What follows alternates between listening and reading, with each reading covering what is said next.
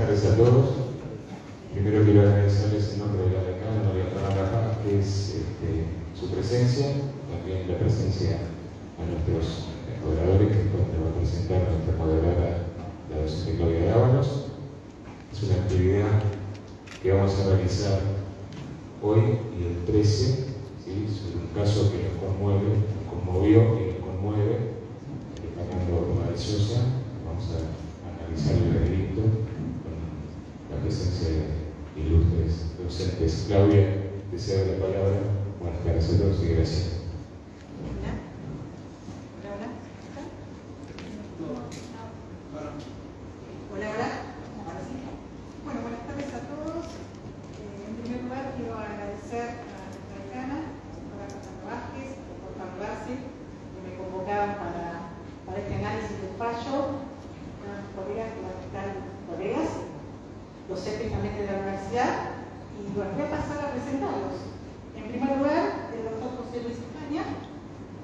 Es abogado, egresado de esta casa de estudios, es director del Instituto de Ciencias Penales del Colegio de Abogados de Lomas de Zamora, 2012-2016, presidente del FONAP, del Foro Nacional de Abogados Penalistas, y consejero titular del Colegio de Abogados de Lomas de Zamora.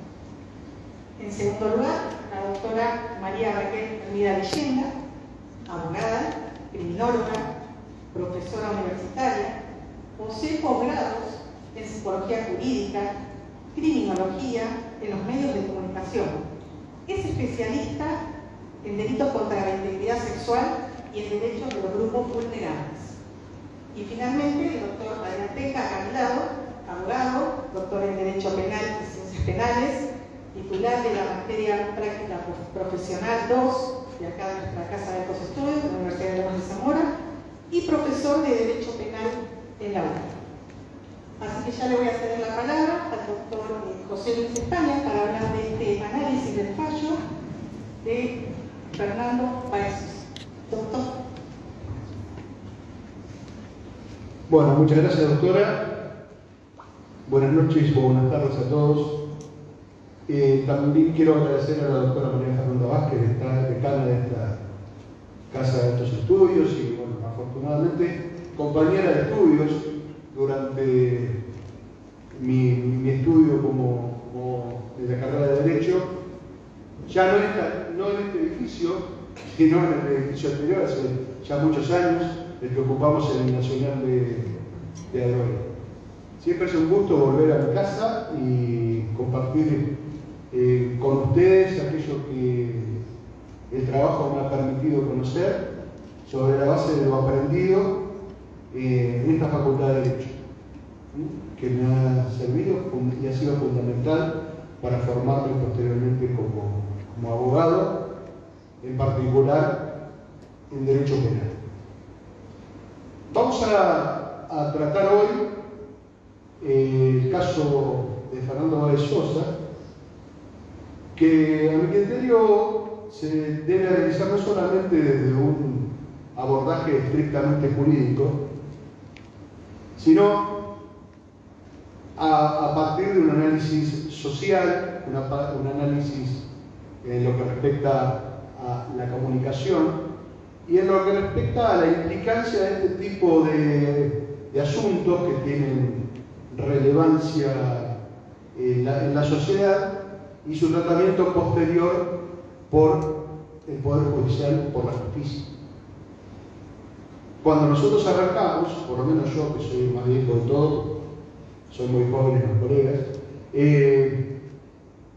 difícilmente, a pesar de que fuimos uno de los pioneros, en este caso Adrián, Raquel, en las causas que han tenido trascendencia pública y que empezaron a trascender en los medios de comunicación, no solamente como una información, sino además teniendo un tratamiento directo en los pisos de los canales de televisión.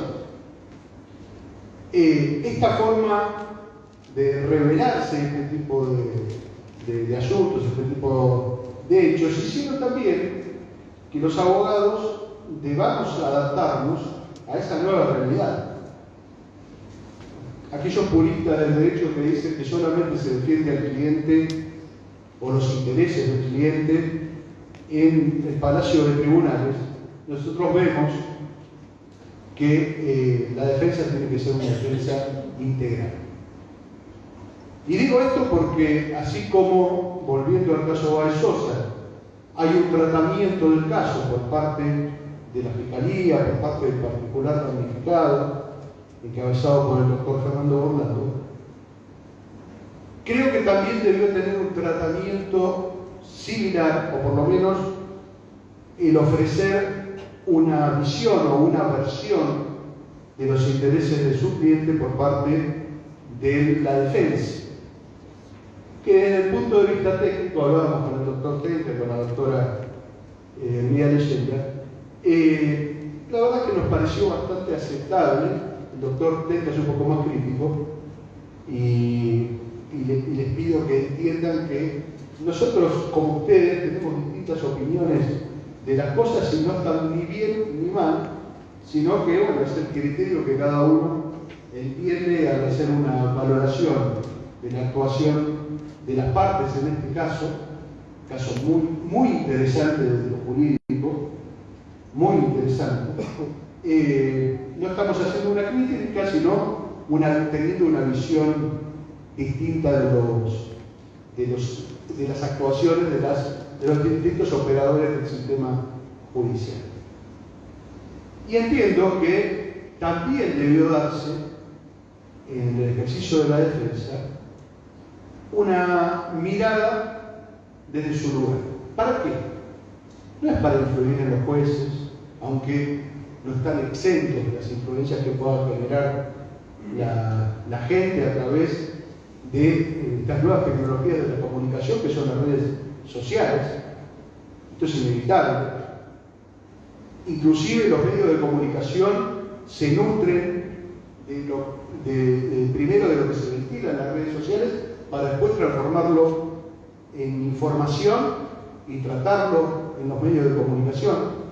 Nos ha pasado, por lo menos a mí me ha pasado muchas veces, ser convocados por productores para tratar temas que ya habían sido ventilados y tratados en las redes sociales. Con lo cual, hay que dar una mirada distinta. Y es la mirada de la defensa. ¿Desde qué lugar? ¿Qué es lo que defendemos los abogados? Intereses, que son los intereses de nuestros clientes. ¿Y cómo se traducen esos intereses? Y se traducen en la mirada que el cliente tiene de los hechos que le están imputando, en el reconocimiento o no de la totalidad de los hechos, o en la negativa de la totalidad de los hechos, o en el reconocimiento parcial de lo que se le imputa. Bueno, es decir, como si ocurre un determinado evento, nosotros no participamos del evento, tenemos que confiar en lo que el cliente nos traduce, y ese va a ser el interés que tenemos que defender. Con lo cual, ante una mirada pública del tema, también tenemos que hacer pública nuestra propia mirada para equilibrar la balanza. Ya no digo que la influencia que pueden haber sentido los jueces en estos o en otros casos condicionen el dictado de una sentencia. Pero si eso pasara, es más probable que, como lo ha hecho muy bien, y recuerdo el caso Coppola con Adrián Tenca, que fue uno de los primeros casos que se trató tan profundamente en los medios. Claro, en aquellos famosos shows televisivos, pero que marcaron una realidad. Es decir, los casos penales dejaron de ser ocultos, oscuros, y que solamente se ventilaban en el Palacio de Tribunales, sino que empezaron a tener interés en la gente, interés en los medios, porque esto vende, porque si no los medios no se van a interesar. Siempre recuerdo el caso de Ángeles. Ángeles estaba geográficamente a 4, 5, 10 cuadras de los canales. Entonces, económicamente era absolutamente rentable para los canales tratar ese tema porque me acuerdo que Mauro Viales iba al corte y aparecía en la casa de Ángeles.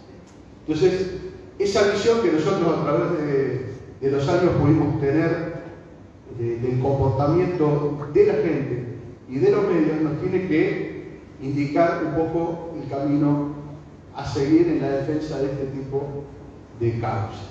Es decir, si la causa tiene repercusión social y repercusión mediática, no alcanza con una defensa estrictamente jurídica. Y acá voy a adelantarme un poco a lo que yo vi durante el desarrollo del debate, que es lo mismo que vieron ustedes en la causa de Fernando Balsos. Y acá vamos a hacer un tratamiento un poco más jurídico. Muchos de ustedes son operadores del sistema judicial, otros son estudiantes, otros son abogados. Y quiero darles mi mirada en este tema. El juicio de Fernando Báez Sosa sabemos que tuvo un tratamiento muy amplio en los medios y en las redes sociales. Sabemos cuáles eran los requerimientos de la sociedad. Por lo general, siempre buscan la respuesta punitiva más grave, más gravosa, porque estamos hablando de la muerte de un chico que podría ser mi hijo, podría ser mi hermano, mi sobrino. Es decir, la gente se identifica con esta situación y es la razón por la cual se magnifica el caso. Este caso arrancó siendo también, y en buena medida, debo decir que el tribunal ha tenido un comportamiento correcto en esto, habilitó la transmisión de la primera parte del juicio, es decir, de los alegatos de apertura del fiscal, del particular damnificado y de las defensas, y después el tratamiento de la prueba lo hizo a puertas cerradas, sin transmisión pública de lo que se desarrollaba en la audiencia del debate, en el entendimiento de que se podía ejercer algún tipo de influencia o conocimiento de los testigos de lo que relataban los otros, es decir, contaminarse los testimonios por eso. Sin olvidar igualmente que esos testimonios, como dijo Tomei al final del juicio, en su alegato de cierre, ya estaban contaminados porque esto tuvo amplia repercusión, los testigos declararon en los medios de comunicación, fue tratado por todos los portales del país y, bueno, difícilmente los testigos no incorporen algún que otro dato que no forma parte de la realidad de lo que ellos vieron, presenciaron, escucharon, sino algún dato que pueda haber sido incorporado a partir de la transmisión de la prueba o de la exhibición pública de la prueba.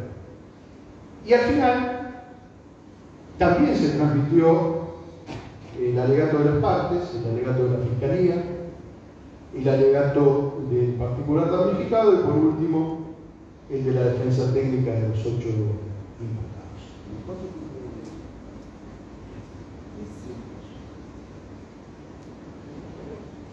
En ese aspecto debo ser crítico. Este es nuestro crítico. Por lo general los abogados penalistas somos muy críticos. Y no quiere decir que siempre tengamos la razón, sino que tenemos una visión de las cosas que algunas deformaciones profesionales nos hacen actuar de esa manera. Pero tenemos un espíritu absolutamente crítico y lo debemos tener porque esa es la única forma de ejercer correctamente la defensa de los intereses que nos han confiado. Independientemente de cuál sea el rol de defensor, de particular damnificado. Bueno, la primera parte del juicio hemos escuchado al fiscal o los fiscales, quienes de alguna manera introdujeron al debate la plataforma fáctica de los hechos por los cuales venían los imputados traídos a juicio. En esa descripción de la plataforma fáctica, dijeron que 5 de los imputados eran coautores del delito de homicidio calificado por alevosía y por premeditación, y que 3 de los imputados eran partícipes necesarios del mismo delito. Los hechos no solamente describen lo sucedido, sino describen la participación que cada uno de los imputados ha tenido en el hecho. Y esa descripción también sirve para los calificantes o las calificantes de las figuras simples del homicidio, o sea, en este caso la alevosía y la premeditación, pero también para describir cuál es la conducta que se le atribuye individualmente a cada uno de los imputados. En esa descripción que se hizo se fijó como plataforma fáctica determinados hechos en los que encuadraban la conducta de los imputados, unos como coautores, otros como partícipes necesarios. Lo mismo hizo el particular damnificado. En lo sustancial coincidió con el fiscal o con la fiscalía en la descripción de la materialidad ilícita de los hechos y desarrolló su alegato de apertura en el mismo sentido. Cuando le tocó el turno a la defensa técnica, de los 8 imputados, para mí un error importante en la defensa, que quizás, cuya motivación quizás nunca comprendamos, porque se defendió, el mismo abogado defendió a los 8 imputados. Desde el punto de vista técnico, para mí un error, y desde el punto de vista técnico, entiendo que tenían de alguna manera intereses contrapuestos y debió el tribunal dividir la defensa. Es decir, si no querían nombrar otro abogado, apartarlo a Tomé de la defensa de alguno de los imputados y haber designado defensor oficial, o darle la posibilidad a los imputados de elegir su propio defensor particular, pero los abogados no podemos defender intereses contrarios. Y me refiero a esto no abiertamente contrapuestos, sino aquellos que puedan tener un resultado, tener una influencia en el resultado del proceso. Cuando le tocó el turno a Tomé, hizo algunos planteos de nulidad. En realidad reiteró algunos planteos de nulidad que tienen que ver con lo que él consideraba la imputación había violentado. Estos planteos ya habían sido hechos oportunamente, con lo cual, digamos, el resultado de la decisión judicial, entendí yo que iba a ser en el mismo sentido, pero que arrancó el partido perdiendo. Es decir, acá desde el punto de vista estratégico de la defensa, por lo menos es lo que yo entiendo, cuando uno da un primer paso, cuando hace un primer ataque, tiene que tratar de asegurarse que va a tener un resultado positivo, sino desde el punto de vista estratégico, no solo de la defensa, sino de la comunicación, arrancó el partido 3-0. Cuando sabía claramente que se le iban a rechazar la nulidad, porque ya se le había rechazado instancias anteriores. Bueno, posteriormente no develó, al final del planteo de las nulidades que fueron rechazadas, no develó, digamos, cuál era su visión y su estrategia, la estrategia que iba a desarrollar durante el debate.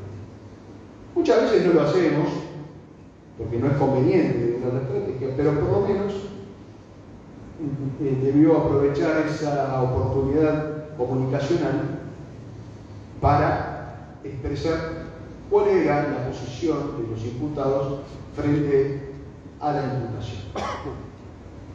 Simplemente manifestó que iba a poner en crisis la imputación que se direccionaba a los Ragler y afirmó que no se iba a poder demostrar y que él iba a controlarlo. Controlando la prueba no se iba a poder demostrar la imputación que se le direccionaba. Y con eso bastó para concluir la primera etapa del debate. Recuerdo las críticas que había en los medios de comunicación respecto de ese famoso pacto de silencio, que para mí no fue tal, digamos, fue una estrategia del defensor, estrategia que tiene se puede comprender o entender, porque la realidad es que los imputados cuando declaran se tienen que someter a las preguntas del fiscal o del particular damnificado y a las aclaratorias de los jueces, aunque no tienen la obligación, como lo hemos visto durante el desarrollo de ese debate, pero también es una mala política no responder preguntas. Y este ya sigue mi criterio.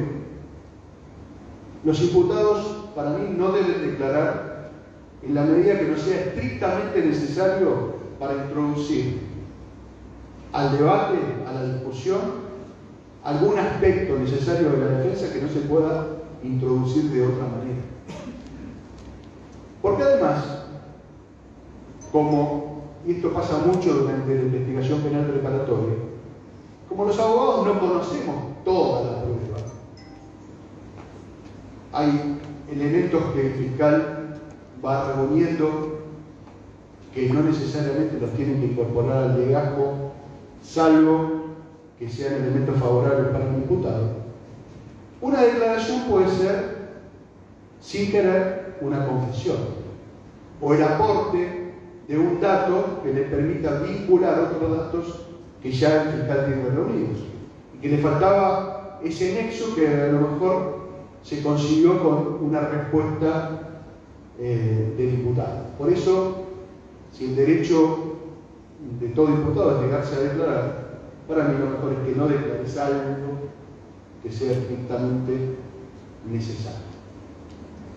Sí. ¿Vamos terminando? Vamos, sí, vamos. Con lo cual, para ir cerrando y pasarle la palabra a los colegas y amigos,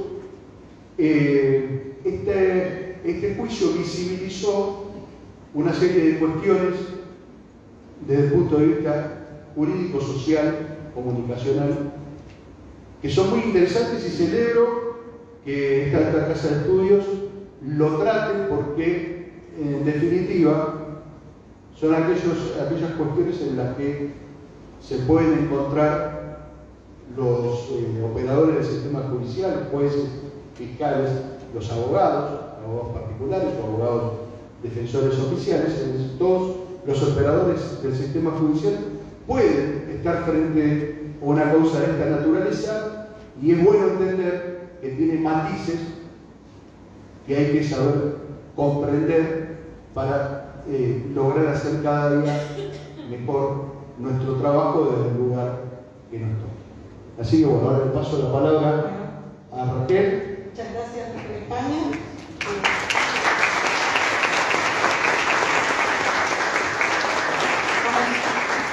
Ahora la doctora Raquel termina leyendo. No les comenté que las preguntas van a ser para quien de las exposiciones. Muchas gracias. Doctora, le escuchamos. ¿Qué tal? Bueno, muchísimas gracias por la invitación. Es la primera vez que estoy en la Facultad de Derecho de esta universidad.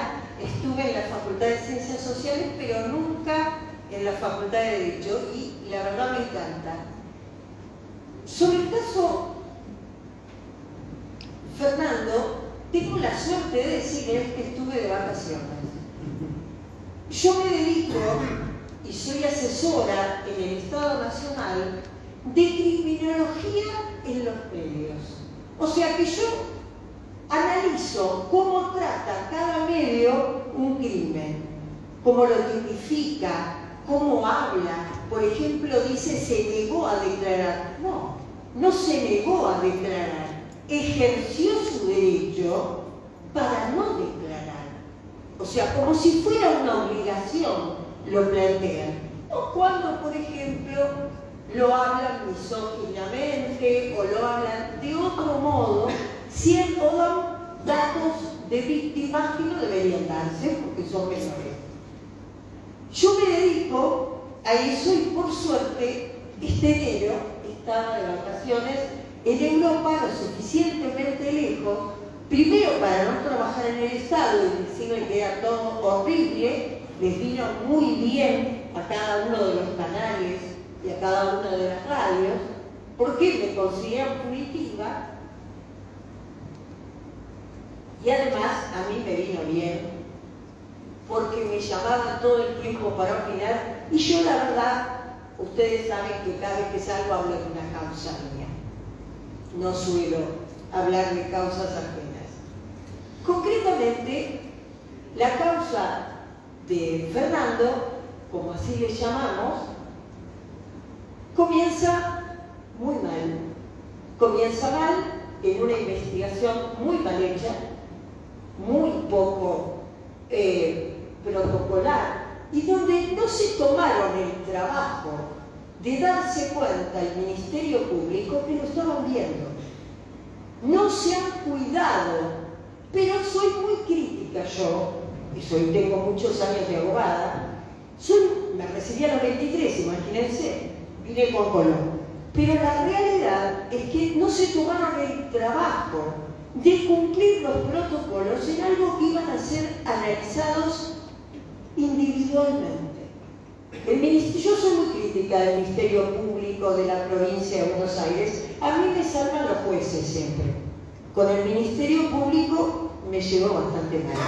Sin embargo, tengo que decir que es justamente en Lomas, una departamental que litigo permanentemente, tenemos buenos fiscales, buenos, aunque me peleé con ellos, algunos son excelentes, sobre todo las mujeres son muy buenas en Lomas, y sobre todo las de género.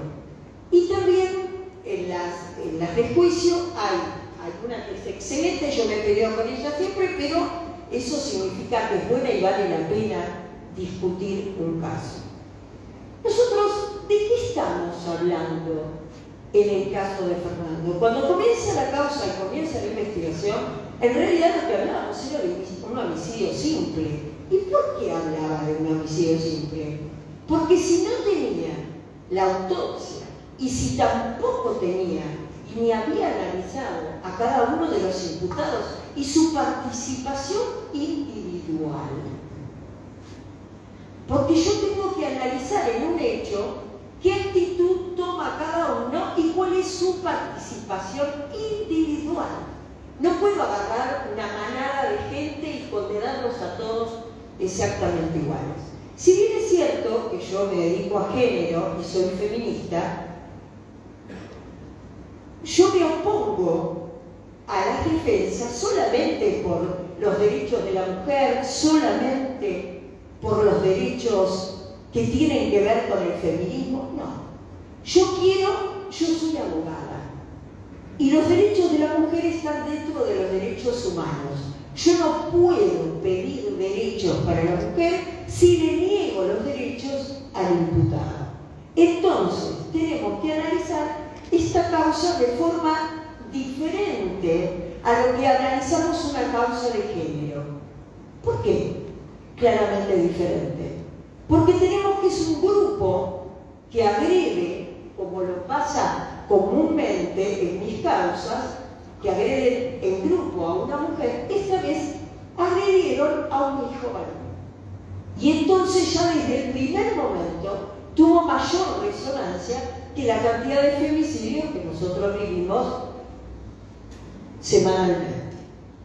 Concretamente, yo tuve la suerte de crié 2 hermanos y tengo 3 guardas, y tengo la suerte de siempre varones, o sea que yo todo el día trato con varones, no puedo odiarlos, porque son mis afectos más primarios. Incluso hasta las mascotas son machos, así que no puedo jugar mucho con eso. Concretamente, lo que yo aprendí en una causa, que fue la muerte de Selene, es que yo no solamente puedo ser la madre de Fernando, yo también puedo ser la madre de los imputados.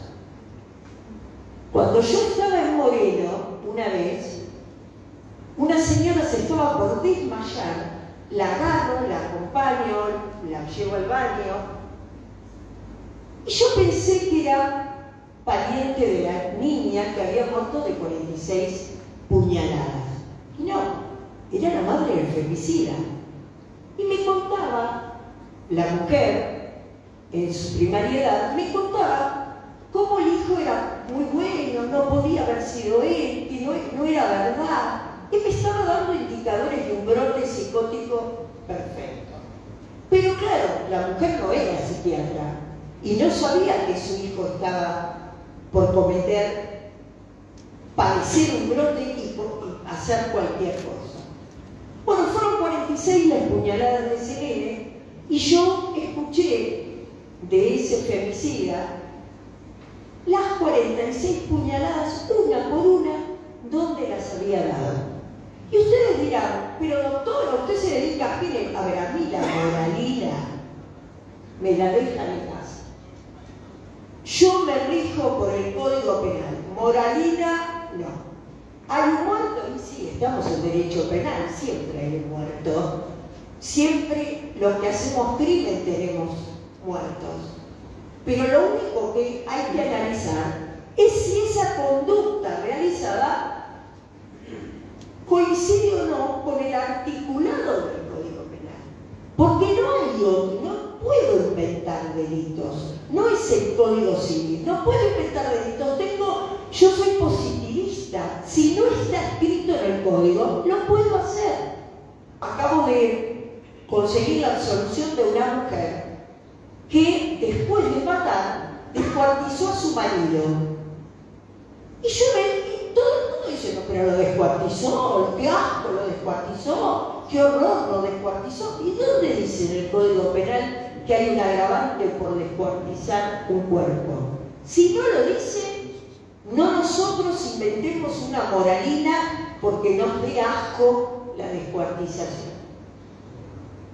Yo me atajo en el Código Penal. En el Código Penal, al principio esto pintaba ser un homicidio simple. No conocíamos las intenciones de cada uno, ni conocíamos tampoco claramente si hubo algo sí o no, porque no habíamos leído el autor. Hoy, 5 de los imputados fueron condenados a perpetua. Los 5 imputados condenados a perpetua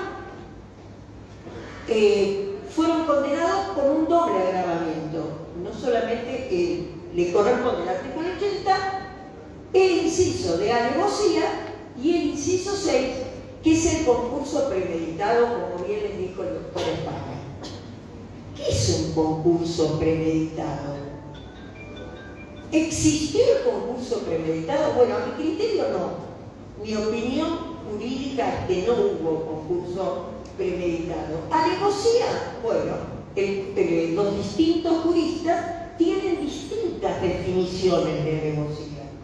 Y hay algunos que coinciden con el hecho del cual hablamos. Los fundamentos hablan de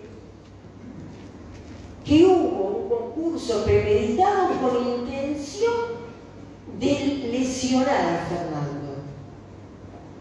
¿Cómo? Si el concurso premeditado fue para lesionarlo, ¿cómo llegamos a perpetua? Y después dice que mediáticamente, o sea, en el medio, como que se dio vuelta la intención y se convirtió en la intención muerte.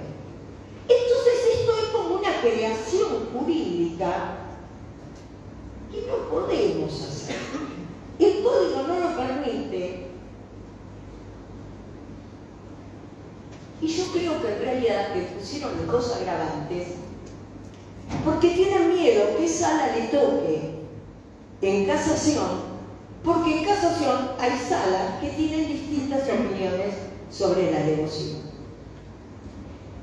Diferenciar a algunos por su participación es un tema que se lo dijo claramente a Adrián, que sabe mucho, y además de eso me pareció también como que no corresponde. Los fundamentos, sinceramente, la parte respectiva que leí me parecieron pobres. Pero lo más pobre que me pareció y que coincido con Tenca, claramente es la actuación del Ministerio Público.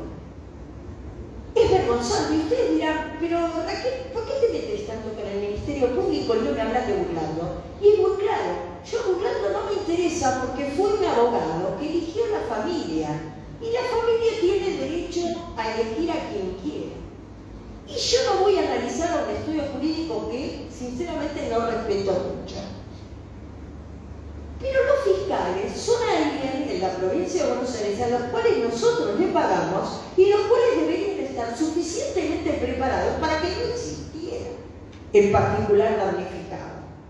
Porque si este hecho no fuera notorio, Burlando no se sumaba. ¿Entendemos? Y cada uno tiene derecho a tener justicia aún sin tener un abogado.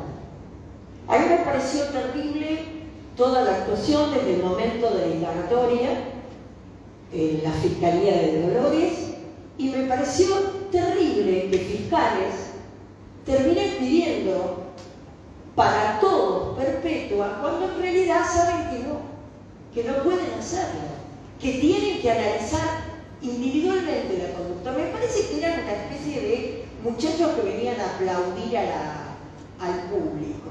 Y recuerden que el Ministerio Público Fiscal tiene que ser imparcial. No puede hacer lo que le parezca, sino que tiene que ser imparcial. Yo me enojé mucho en el último caso que tuve en Lomas, Tribunal Oral número 7, porque la fiscal parecía la abogada defensora de la víctima. Yo, por supuesto, defendía a una mujer que había matado a su cuñado. Claramente, yo decía, pero esta mujer, ¿dónde está la imparcialidad? Había seleccionado los testigos solamente para un acusatorio formal, sin ningún testigo que pudiera dar indicadores de una defensa. Eso no lo puede hacer el Ministerio Público. Y el Ministerio Público son empleados nuestros. Entonces tienen que estar capacitados, porque hay un montón de chicos como ustedes y un montón de profesionales ya grandes como nosotros que podríamos ocupar una fiscalía y no la ocupamos. Y estos que no están preparados, que no respetan los protocolos ni las formas, ejercen hoy en el Ministerio Público. El contexto, mucha gente hablaba de que no se podía dividir el hecho.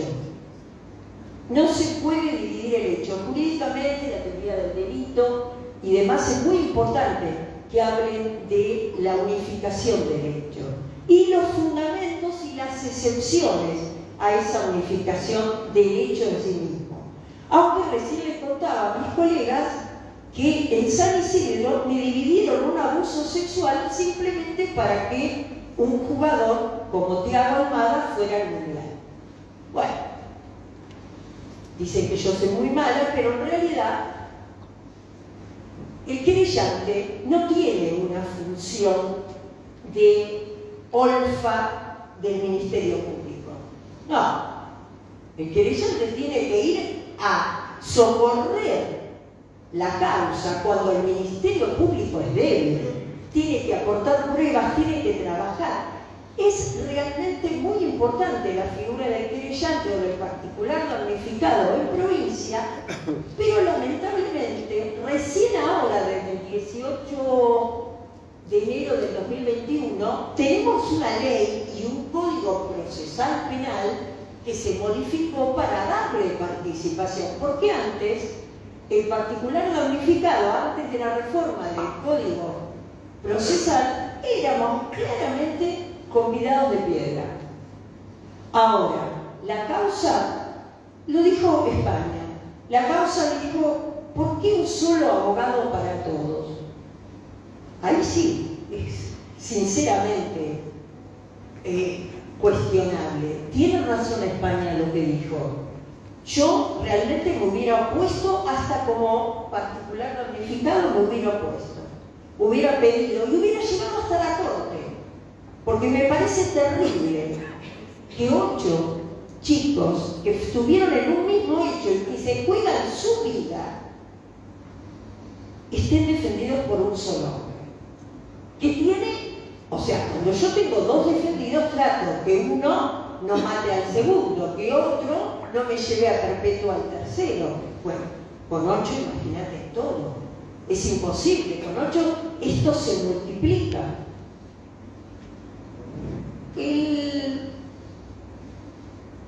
Yo hubiera puesto también, porque me parece que lo que hizo el defensor no estuvo, si bien lo respeto mucho más que al querellante, y me parece más sólido como abogado, no me gustó una estrategia de defensa y yo hubiera pedido claramente una medida cautelar para que la cortaran tanto en los medios.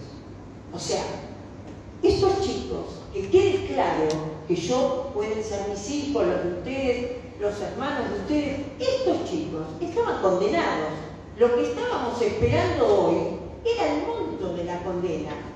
Acá no había posibilidad alguna de zafar. Y yo no lo digo porque jurídicamente no podían zafar, sino porque mediáticamente no podían zafar. Jurídicamente había 3 que tenían una gran posibilidad de absolución. Pero ¿qué pasó? Era tanta la presión mediática que llega, yo la uso a los medios, todos nosotros la usamos, no vamos a mentir. Yo la pongo a la víctima o a la que disparó como una santa, la disfrazo de santa, para mí son todas santas. Pero la realidad es que con una causa tan complicada, yo hubiera pedido una medida por la cual no se televisara, por la cual no se hiciera tan público todo, por la cual estos chicos tuvieran una oportunidad.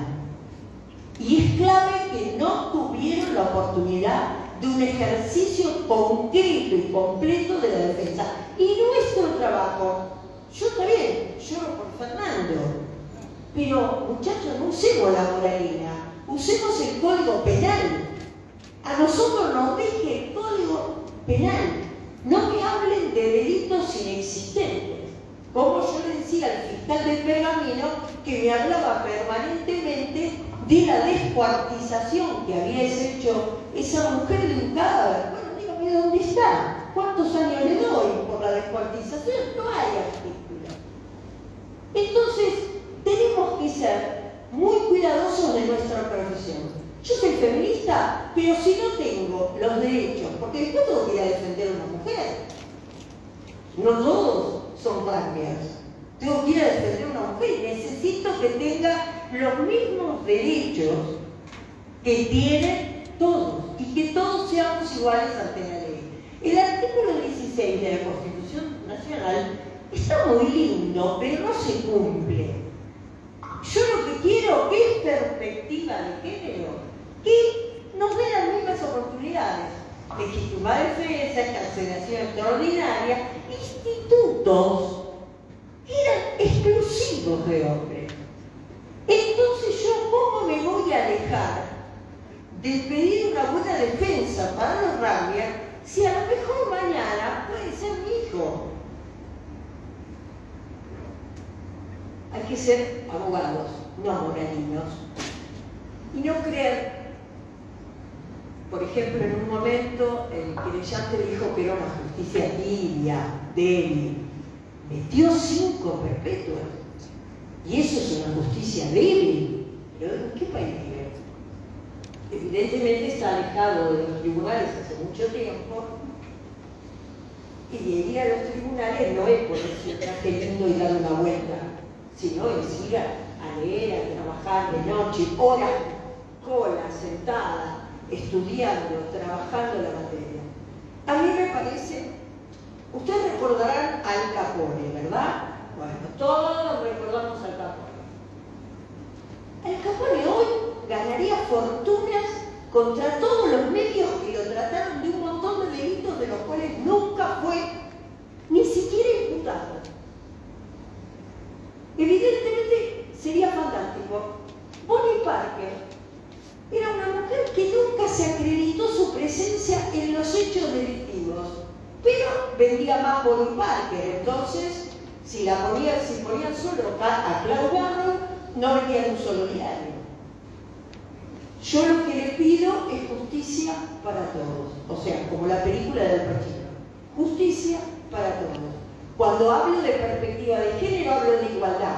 Hablo de que todos los institutos sean tanto para la mujer, como para el hombre, como para las disidencias, como para los niños, como para todos. Ese es el artículo 16 de la Constitución Nacional. Estos chicos no tuvieron una buena defensa, es cierto, no la tuvieron. Tuvieron una muerte anticipada, estaban condenados anticipadamente, e incluso les voy a decir algo más, que yo me dedico a esto. Yo trabajo en equipo interdisciplinario y tengo una fundación que se llama Red de Contención. Tenemos un grupo de gente y somos todos distintas profesiones, psiquiatras, psicólogos y demás. Hay dos chicos de los rugby, no les voy a decir cuáles, ni les voy a decir los indicadores. Hay dos chicos de los rugby que yo estoy segura que son psicóticos. Los estuve mirando, los estuve analizando. Creo que uno muy importante, debe estar medicado. A ver, queda claro, y el grito de la madre de hoy era de un chico con problemas. Pero además del problema que tiene de que va a ir a la cárcel a perpetua, también tiene un problema importante de tipo psiquiátrico. Ustedes dirán, ¿y qué? ¿Lo querés mandar? No, yo tengo un problema psiquiátrico, lo mando al psiquiátrico, pero no puede ir a la unidad penal. Esto queda claro, vos no podés permitir llegar a juicio sin saber si todos están en su sano juicio. Agarrás a 8, no, hacele un informe privado, y eso es un grave error de la defensa. Un grave error. Tendría que haber hecho todos los informes, no para condenarlos. Él sabía, el defensor sabía, porque todos lo sabíamos, que se iban a filtrar los informes psicológicos como se filtró el de Nair. Todo el mundo conoció que Nair era enferma, pero igual perpetuo. Claramente, y lo importante, es que para mí deben cumplirse siempre todas y cada una de las garantías. Todas y cada una. ¿Por qué pido garantías? Y no soy eso que dicen una abogada garantista. Sí, obvio, si no sos garantista, ¿qué sos? ¿Para qué ejerces el derecho? Sin garantías no hay derecho. Entonces, me dicen, pero no, Raquel, mirá que mató a la hermana, a la madre. Ya, yo tengo que darle todas las oportunidades, porque si bien es cierto que las nulidades del defensor no prosperaron, yo leí dos y estaban muy bien presentadas. Muy bien presentadas.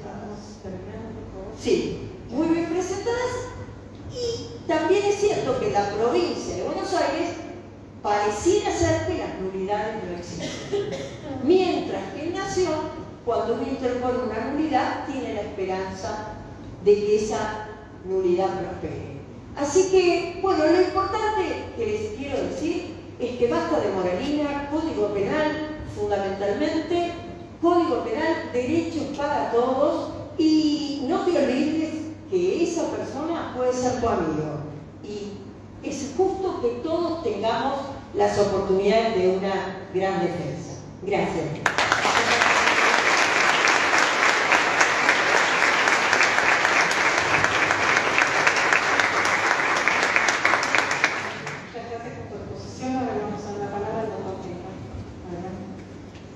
¿Cómo le va? Bueno, un placer estar acá en esta facultad, que me ha tratado siempre tan bien. El Hotel España recién decía que fuimos de los primeros abogados que fuimos a la televisión. Hace un mes me hicieron una nota en el canal de la ciudad durante una hora repasando mi trayectoria, así que de conclusión me voy a estar por morir. Porque muchos no conocen, así que vamos a aprovecharme, si es eso posible, porque el doctor España hacía referencia al caso Coppola, que era cuando se escribía con plumín, más o menos. Yendo a este caso, me parece, para no reiterar conceptos que han dado acá mis colegas, me gustaría repasar algunos presupuestos, algunos conceptos jurídicos que han sido esgrimidos en la televisión, muchas veces, ahora la televisión va a cualquiera, así que cuando escucho una voz en la televisión, no le hagan mucho caso porque el 80% no sabe nada. Entonces muchas veces desinformo. Cuando me preguntan a mí por qué vas a la televisión, seguramente cuando era joven era para hacerse conocido, tener más clientes. Ahora la verdad que si me preguntan por qué voy para instruir un poco a la gente, así como lo hago en un aula de 50, 100 personas, lo trato de hacerlo para mucha gente, a veces lo conseguiré, otra vez no. En estos casos en los cuales uno no es defensor, es mucho más fácil opinar porque uno opina de afuera como un tercero, y cuando opino de una causa que no es mía, opino como profesor, sin ponerme de un lado de otro. Cuando uno estudia Derecho Penal, uno comienza a estudiar Derecho Penal y cuando uno empieza a enseñarlo, lo primero que le preguntan a los alumnos es cómo se prueba el dolo. Ustedes saben que es conocimiento y voluntad de tipo objetivo. Conocimiento y voluntad del delito que se trata. En este caso, conocimiento y voluntad del homicidio. Entonces, digamos, desde el punto de vista conceptual, el derecho penal es bastante entendible, lo difícil es cuando se lleva a la práctica. Entonces, ¿cómo se prueba el dolo? He escrito mucho sobre esto y lo primero que me viene a la cabeza, que así se lo digo a los alumnos, es que todavía no se ha inventado una máquina que la ponga en el cerebro del presunto autor para saber qué pensaba al momento del hecho. Quizá dentro de 2000 años los abogados no necesitamos más. O sea, hay un delito, pasa por una máquina, ya saben lo que pensaba un mes atrás y ya le dan la sentencia. Porque si hace 50 años nos decían que iba a existir todas las redes sociales y todo esto, diríamos que estábamos locos, como en Fahrenheit 451, el protagonista tenía un televisor en la pared y nos decían, no, esto no puede pasar nunca. Bueno, ahora pasa, y también en Fahrenheit 451, estoy inventando ahora, no tengo nada preparado, cuando uno leía Fahrenheit 451, los televidentes interactuaban con el locutor, por ejemplo. Uno dice, esto no puede ser, yo no le mando un WhatsApp al locutor y está diciendo lo que uno dice en la casa. De modo tal que seguramente dentro de 2000 años o menos hace una máquina que dirima perfectamente qué es lo que la persona quería en el momento del hecho y por ende acreditar el dolo de ese modo. Por ahora no lo tenemos.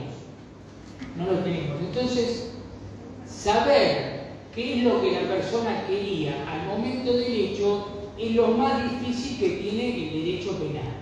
Como también lo más difícil es dirimir si una persona es imputable o inimputable. Como en este juicio no se ha planteado, el defensor nunca planteó que alguno de los imputados fue inimputable, vamos a dejar este segundo elemento de lado, si no podríamos hablar 6 meses sobre imputabilidad e imputabilidad y mucho más sobre la psicopatía, que todo el mundo habla. Yo tengo un libro escrito que se llama La imputabilidad del psicópata. Yo cuando escucho abogados y médicos y psicólogos y psiquiatras hablar de la imputabilidad y la psicopatía, digo, Dios mío, esta gente no sabe nada, porque hablan los psicólogos y dicen cualquier cosa.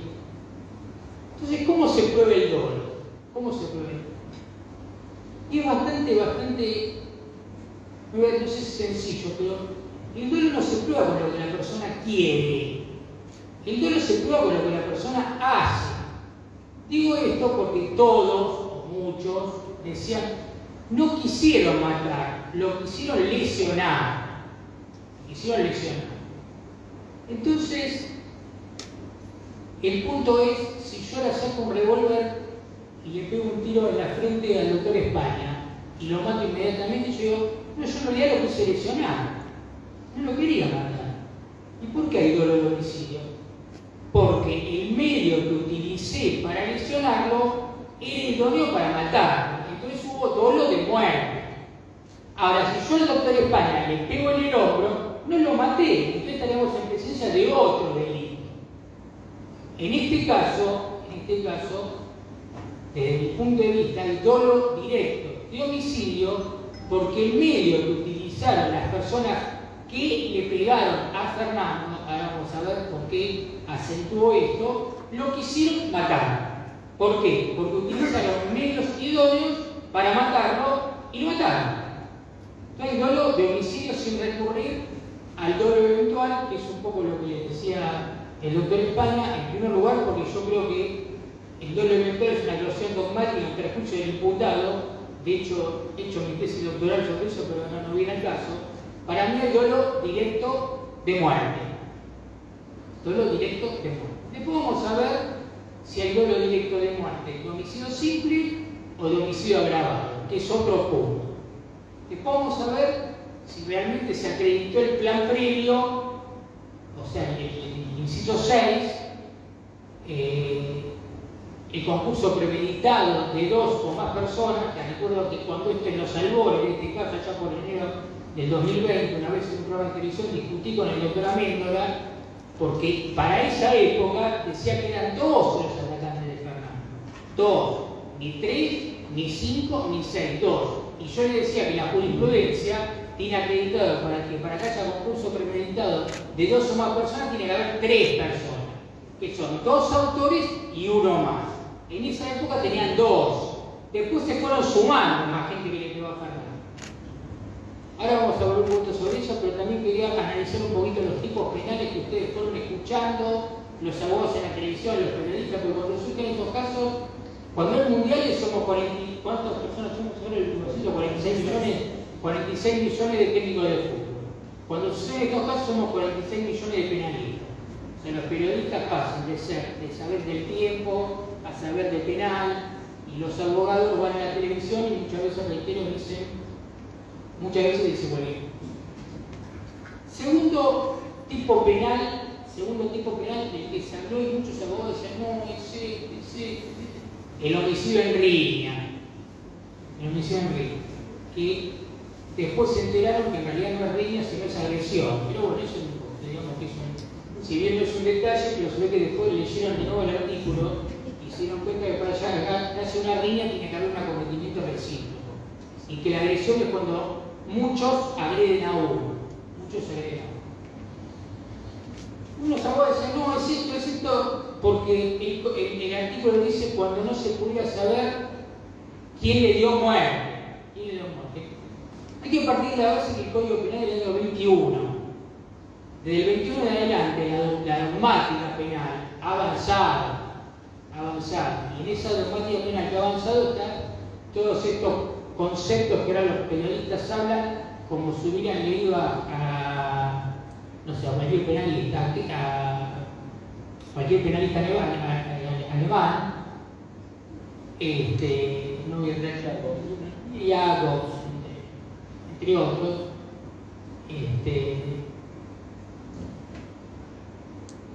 y empiezan a hablar de lo que es la coautoría funcional. Cuando ustedes escuchan hablar de coautoría funcional, es cuando una persona, o sea, muchas personas tienen el dominio funcional del hecho. ¿Pero qué significa esto? Porque incluso los alegatos, que comparto acá con la doctora, fueron todos muy pobres. En lo de los fiscales, ahora díganme porque después no tiempo, empiezo a hablar cuando doy 10 minutos, porque si no, no tengo nada más. Lo de los fiscales, el primer fiscal que tenía los mismos nervios que tenía yo cuando tuve el primer detenido por un hurto, estaba preso, así imagínense. Estaba con la hermana, estaba por entrar en la indagatoria y me dijo, doctor, ¿cuántos nervios tengo? Yo le dije, te imaginas lo que tengo yo. Pero bueno, o sea. ¿No estaba preso cuando lo empezó? No, ya estaba preso, pero en esa época le tenían preso por un hurto. Estaba preso por un hurto y se fue. Bueno. ¿Qué estaba hablando? El dominio funcional del hecho. El dominio funcional del hecho se da cuando una persona tiene el qué y el cómo. Es decir, que cualquiera de esas personas puede interrumpir en cualquier momento el curso de acción. Eso es el dominio funcional del hecho, que es lo que distingue de la participación. Pero cuando ustedes hablan del dominio funcional del hecho, le tienen que decir, fulano hizo esto, mengano hizo lo otro y perengano hizo lo otro. Y cualquiera de ellos en cualquier momento pudo haber desistido de seguir actuando y haber quedado el delito en grado de tentativa. No se puede hablar del dominio funcional del hecho y decir, bueno, más o menos así, para terminar, y ahora después si tengo tiempo voy a mandar un poquito más, terminar diciendo, primero, que había un dominio funcional del hecho de que 5 le pegaron a Fernando y 3 se pelearon con los amigos haciendo un cerco, de modo tal que podían evitar que lo ayudaran, diciendo esto, no solo durante toda la instrucción, no solo cada vez que al particular damnificado le acercaban un micrófono, sino haberlo dicho en los lineamientos, es decir, en la apertura del debate, para terminar acusando, ya no por un dominio funcional del hecho, por una coautoría funcional, sino diciendo que los 8 le pegaron a Fernández, es decir, que pasaron de la coautoría funcional a la coautoría material.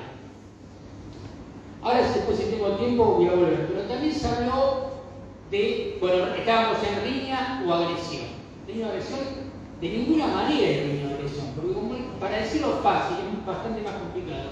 La riña o agresión es de alguna manera por esto le digo que en el año 21 el tipo penal, y en el medio se crearon un montón de creaciones dogmáticas, fundamentalmente de la coautoría funcional, que termina siendo un tipo residual, pero que no está hecho para favorecer a los imputados, está hecho no para perjudicar, para hacer justicia, cuando realmente a partir de todas las teorías se descarta el homicidio calificado y o el homicidio simple.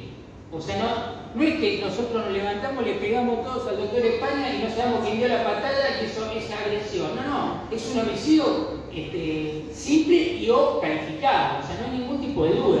Es decir, que plantea homicidio. ¿Ya van los 10? ¿Qué rápido de cosas todo eso? No. ¿Puedo hacer 25? Sí. Bueno, gracias. Hay que agradecer 5 minutos. Por ahí me estoy por morir, así que no le voy a decir más porque puedo suceder y le pasan el término. Le damos 5 minutos más. Anunció su muerte. Bueno. Entonces, cuando yo escuchaba abogados hablar de riña o agresión, al margen de que esto es como todo, cuando las cosas se hacen públicas, hay abogados que van a la televisión para congraciarse con una parte, con la otra, porque alguno dice A y el otro quiere decir B y demás. Y mucho porque, vuelvo a repetir, por quinta vez no saben nada. Después hablaron de homicidio preterintencional. Una barbaridad, porque el homicidio preterintencional se da cuando uno quiere causar lesiones a otro, pero cuando el medio idóneo no fuera efectivo para producir la muerte. Es decir, ejemplo de libro, te doy una trompada, te caes, te pegas la cabeza contra el cordón y te morís. Pero una patada en la cabeza es idónea para producir la muerte. Esto no importa que en otros casos yo le dé una patada y no lo mate, pues ya también le puedo pegar un tiro a una persona y no matarla. Y el derecho penal argentino es un derecho penal de resultados. Es decir, que si hay un resultado es un delito, y si hay otro resultado es otro delito. Correcto, es decir, si a este chico, Fernando, le hubieran pegado la patada y no lo hubieran matado, no hubiera pasado nada, pero lo mataron. Entonces, como le dije, hubo dolo de muerte.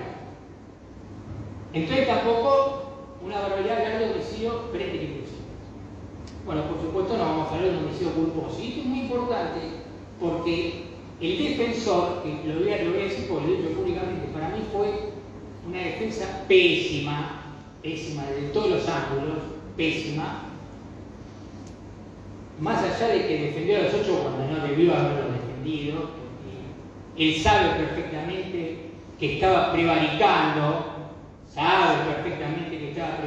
porque sabe perfectamente que quienes le pegaron a Fernando no es lo mismo que quienes no le pegaron, más allá de que la calificación haya sido la misma, es decir, la elevación a juicio fue la misma. Por eso, más allá que comparto, no me acuerdo quién dijo que la justicia debiera haberlos separado, se les hace un poco complicado porque la calificación era la misma, pero por lo menos se lo tenían que haber sugerido a los imputados.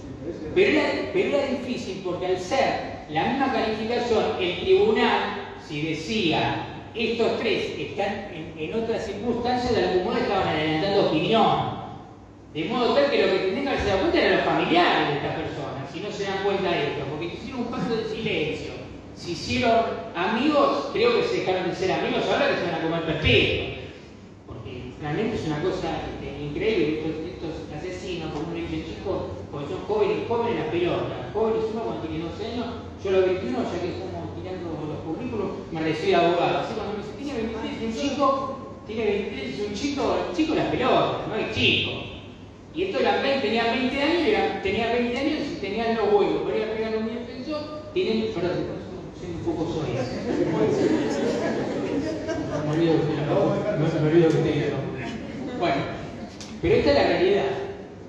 Entonces, y tomé, cuando, ahora vamos a hacer un poquito, si tengo tiempo, porque tengo las unidades y demás, cuando empezó yo dije, bueno, lo acusaron 8 horas, la realidad es que no haber durado 2, porque leyeron el alegato acusador, reiteraron, o sea, con 2 horas se hubiera alcanzado. El primer fiscal lo tenía que haber echado el otro día porque hizo referencia al gol de Maradona en el 86 y comparó el homicidio de Fernando con la batalla de San Lorenzo, sin decir por qué, y además, si no da para chistes, pero los chistes los tiene que hacer el que tiene capacidad para ser gracioso, y este evidentemente no la tenía. El segundo habló todo en potencial, se habría acreditado el plan, esto y lo otro, o sea, otro desastre. Cuando empieza a hablar, yo dije, bueno, si lo acusaron durante 8 horas, va a ser un alegato, por lo menos, no sé, 5 horas, sí, porque tiene que hablar por cada uno.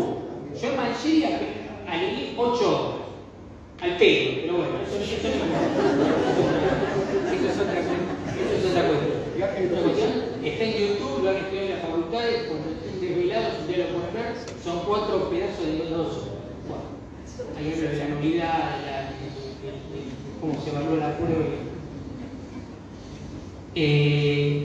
Pero decía tomé, yo dije, bueno, de hecho me tomé el día, me voy a tomar el día para ver.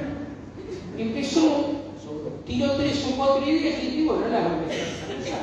Bueno, para ir terminando, yo estaba solo y que no lo puedo creer. Como ir a ver una película, como ir a ver El Patriota que dura 3 horas y levantarte a los 20 minutos, no sabés cómo termina. O Corazón Valiente, que te levantás cuando matan a la novia y no sabes si al final liberó el esposo o no.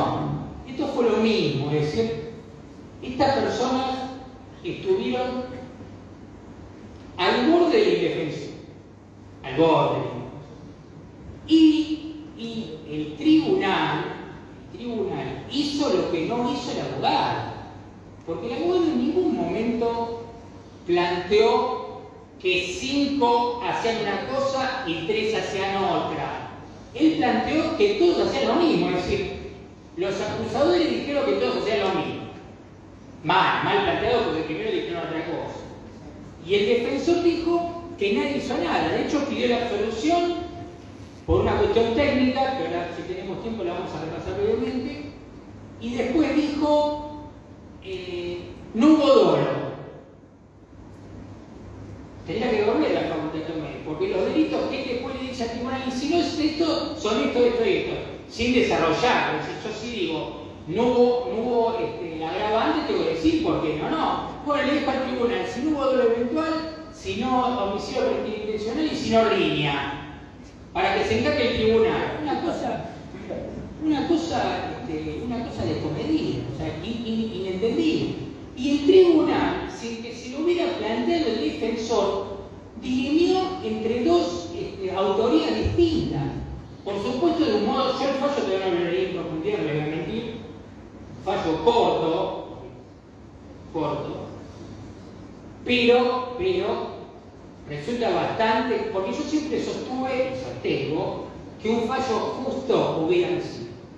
Los que le pegaron a Fernando tenían una responsabilidad y los que no le pegaron otra. Yo creo que el acuerdo previo no se acredita. De hecho, los fiscales decían los 7 minutos que estuvieron debajo de, no me acuerdo dónde, antes de pegarle, ahí armaron el plan. Pero no sé si lo habían armado o no. Y acá se requieren de certezas apodísticas, no de pudo haber pasado. Y así lo plantearon en el alegato, es decir, con posibilidades, no con certeza. El tema de la alevosía es un tema discutible. Yo creo de que se da en algunos de los presupuestos de la alevosía, de modo tal que los que le habían pegado a Fernando tenían que tener perpetua y los que no le habían pegado a Fernando, no teniendo acreditado el plan, los tenían que haber absuelto. Ahora, ¿qué hizo el tribunal? El tribunal dejó las dos calificantes, pero dice que dos eran partícipes secundarios, lo cual resulta bastante raro, porque yo me pongo de acuerdo, nosotros cuatro, para matar a alguien, ¿cómo hago después para ser partícipe secundario de ese plan de muerte? Lo que creo ahí es que una vez más la justicia no se animó. Entonces dijo, bueno, dictamos esa solución y nos queman dolor, lo cual es una barbaridad porque también esto, el querellante o el particular notificado, muy inteligentemente instaló en la sociedad que si no había hecho perpetua no había justicia, lo cual es falso. Porque la justicia es justicia y los jueces se amedrentan ante esto. De hecho, y lo digo por experiencia particular, en caso que he defendido, cuando la opinión pública condena, la justicia condena. Y generalmente condena lo que la opinión pública quiere. A lo que la opinión pública quiere. Porque además, siempre el Estado, aun cuando tiene todos los elementos de prueba, aun cuando estén los crímenes filmados, aun cuando haya 50 testigos, el Estado siempre hace trampa en contra del imputado. Siempre, siempre. No voy a desarrollar ahora este punto porque da para... De hecho, tengo un libro que se llama, que está por salir, se llama Evaluación de la prueba en el proceso penal, el mito de la certeza, donde fundo cómo en nuestro país se condena a gente sin que haya certeza. Esto es una mentira que decimos los profesores, yo no. Partamos de la base que puede haber condenas por mayoría, es decir, 2-1, entonces hay un 66% de certeza y un 33% de duda, lo cual ya de movida el código, o sea, los códigos procesales, que son todos iguales, ya están emitiendo que se condena a gente sin certeza.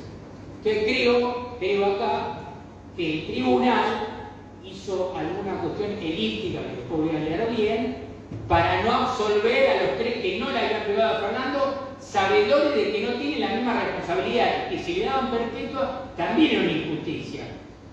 Pero como el clamor social era el de 8 perpetuas, dijeron, bueno, le damos 5 perpetuas a los que le pegaron y a los otros 3 le damos 15 años y después que se encargue la casa.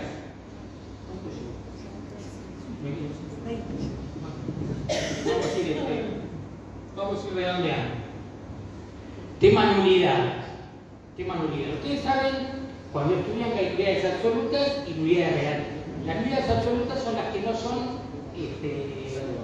saneables y las relativas las que son saneables. También acá el defensor, desde mi óptica, se equivocó cuando planteó en hilo oral la nulidad del 308 del llamado indagatoria, que indudablemente fue mal hecho. Pero la realidad es que, más allá de eso, después tuvo 3 años para sanear. 3 años para sanarlo. Por lo cual, como dijo el doctor Español, sabía que en el oral esto se lo iban a rechazar. Y realmente yo vi el lineamiento defensivo y creo, voy a disentir un poco, pero bueno, es una cuestión de interpretación, nada más, no porque tenga. No porque tenga la certeza. Lo planteó de un modo tan absoluto, o sea, no tan absoluto, no lo planteó como una nulidad absoluta, porque él mismo dijo, porque debía haberlo planteado como una nulidad absoluta, pero él dijo, no, yo lo que pido es la suspensión del debate y que volvamos a primera instancia. Es decir, no dijo, hay una nulidad absoluta y es todo nulo y pido la absolución. Dijo, volvamos para atrás, con lo cual él mismo planteó una nulidad relativa que ya fue subsanable porque tuvo 3 años para ver el expediente, para hacerlo declarar y para todo lo que hizo. O sea, un desastre. Esto en primer lugar. Además, cuando le dijeron que no, se derrumbó de una manera tan abrupta que dijo, no tengo teoría del caso. No tiene teoría del caso, no tiene defensa. Ahí el tribunal tenía que haber, porque burlando del servicio saber. Ahí la presidenta del tribunal dijo, bueno, sí, ahora vamos a suspender el debate y vamos a sacar a este hombre. ¿Cómo no tiene teoría del caso? ¿Cómo lo va a defender sin teoría del caso? Y la realidad es que fue lo único que hizo bien, ser sincero, porque nunca tuvo teoría del caso, por eso nunca deslindó responsabilidad. Ahora se la va a tener que ver con los imputados, porque hay que ver qué le dice, porque los defensores, no es mi caso, de acuerdo de los doctores tampoco, le mienten al imputado. Le mienten, dicen, no, quédate tranquilo, que acá vamos con la riña, bla, bla, bla, bla, bla, y después habrá que ver, como dice el doctor España, qué pasó atrás de todo esto que lo va a averiguar, ni él ni yo, lo averiguará el periodismo, porque si ustedes ven, con ojo de águila, se habrán dado cuenta que cuando hizo el alegato estaba más preocupado por Thompson que por los tres que terminan siendo partícipes secundarios a quien casualmente no los hizo declarar. A quien casualmente no se declara. ¿Por qué pasa si yo soy, supongo que es el doctor España, yo no, porque ya me estoy por morir con la cosa que dice. Vamos a poner el ejemplo. Supongo que el doctor España está como haberle pegado a los amigos de Fernando y lo defiendo yo. Me vendría muy bien, no importa. No creo que sí. Pero se siente, dice, yo me levanté ese día, hubo una grieta adentro de eso, y le fui a pegar a los amigos de Fernando, no sabía qué pasaba en mis espaldas. Jamás, y yo jamás quise matar a él y se pone a llorar. Desde ahí hasta el fin del juicio. ¿Qué hubiera pasado? Bueno, ya me Bueno, voy a doctor, cortar. sí, ya lo voy a cortar porque ya nos excedimos en Es 5 minutos más. bueno, listo, ya está. Así que Saludos. vamos a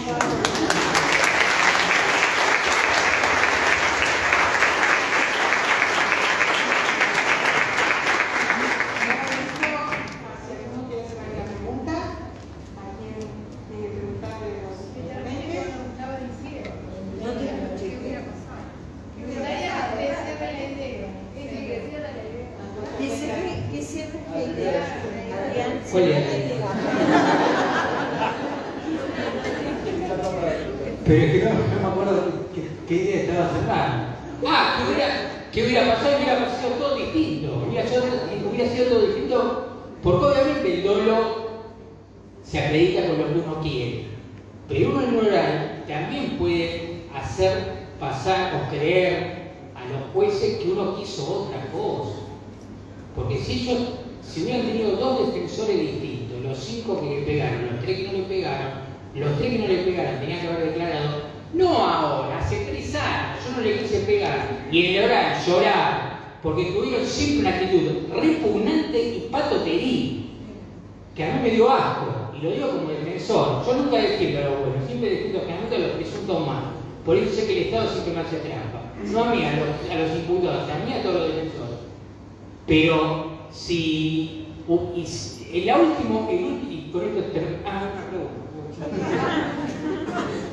y el último acto patoterí fue el del doctor Tomé, y digo esto porque lo he dicho públicamente, por un momento me quedé, ya te voy a ver y me defendí. Me autopercibo mujer y sacamos todo. Me autopercibo mujer y te voy a ver a vos. Hizo ponerlos de pie para escuchar el veredicto. Como diciendo, acá estamos nosotros y nos bancamos la que venga. Una cosa vergonzosa de cara a la casación también. Porque uno no tiene que tener esa conducta, porque los jueces también les llega todo eso. Les llega a la sociedad y por ende les llega a los jueces para contestar la pregunta y no irme. Si hubieran sido dos defensas distintas, estas 3 personas, yo los hubiera sacado, para hacerlo claro. Conmigo los hubiera puesto. De hecho, alguna vez me hablaron, nunca terminé de completar nada. Bueno, muchas gracias. ¿Alguna otra pregunta?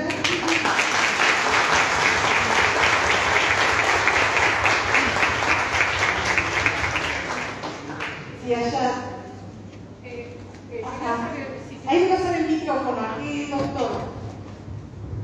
Doctor Tendra, yo quería saber, ¿se puede cambiar la defensa en esta instancia para que interpongan recurso? Para la casación, ahora sí, no solo se debe, sino no se puede, sino se debe. Porque así el tribunal, reitero, yendo más allá de lo que planteó el abogado, es difícil ver un tribunal que supla la deficiencia del defensor. Yo no recuerdo haberlo visto nunca. Yo no recuerdo haberlo visto nunca. Ahora sí la justicia tiene que imponerle a estas 3 personas el cambio de defensor. Porque el defensor lo llevó todo por el legisladero. Y no se cayeron estos 3 porque el tribunal no quiso. Porque él nunca lo plantea así. Que ahora sí, la justicia está obligada a intimarlos al cambio de defensor o poner un defensor oficial, sino pusieron un defensor particular. ¿Tiene alguna otra pregunta? Sí, por acá, por favor.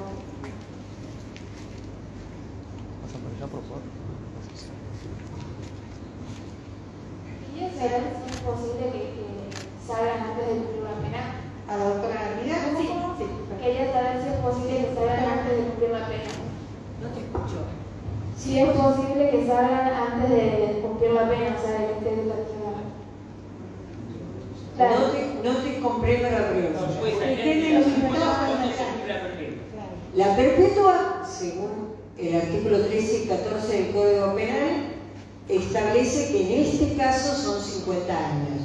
Más o menos es lo que analiza la jurisprudencia.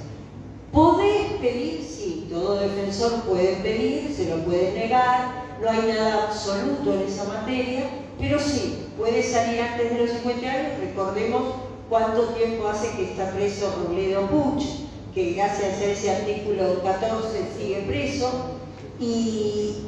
pero lo importante, más allá de la duración de la pena, que es muy importante, casación, el Tribunal de Casación Penal de La Plata es excelente.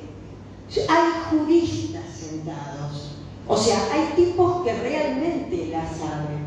A mí me gusta mucho Casación Penal de La Plata, incluso hasta le tengo más cariño que a nivel nacional. Concretamente, esos tipos no ponen el gancho en cualquier cosa.